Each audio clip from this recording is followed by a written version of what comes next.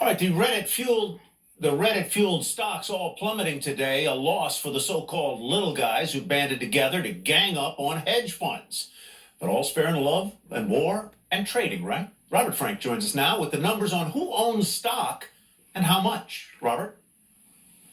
Hey, Tyler. Well, one of the big questions here is whether all this retail trading boom actually democratizes the stock market or actually alienates an entire new generation of investors. And this is important because the top 10% of Americans now own 88% of all corporate equity and mutual fund shares. That is among the highest shares on record and actually above the pre-pandemic levels. Now, the peak for American stock ownership actually appears to be back in 2002, when about 67% of Americans said they owned stocks. Now, about half of all Americans don't even have any participation in the stock market, even if you include retirement accounts. Now, the concentration is especially high at the very top.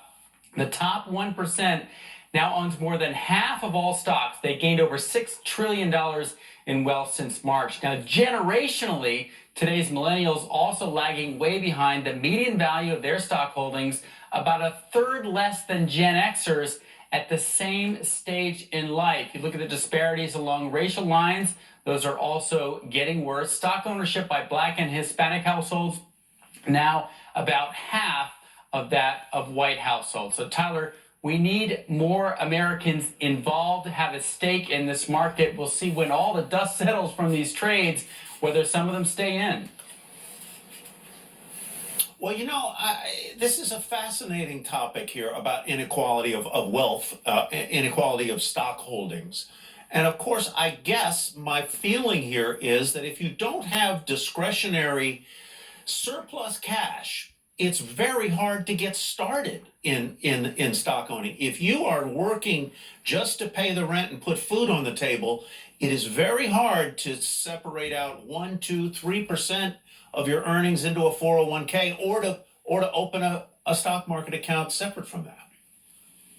You're absolutely right. And you add to that the student loan problem, the generation, you look at millennials and Gen Y, the amount of student loan debt that they had to take on to get through college, you know this, that made it even more difficult to save. And so one of the ideas out there, which has gotten a lot of bipartisan support, is the idea of a baby bond. When someone's born, you give them either $1,000 or $2,000 or maybe a $5,000 loan that they could then put in the stock market and have that throughout their life. So even if they have trouble saving and investing early on in life, they will always have that money that was socked away when they were born. So that's one idea that could gain traction in the Capitol. All right, Robert Frank, thank you very much. Melissa.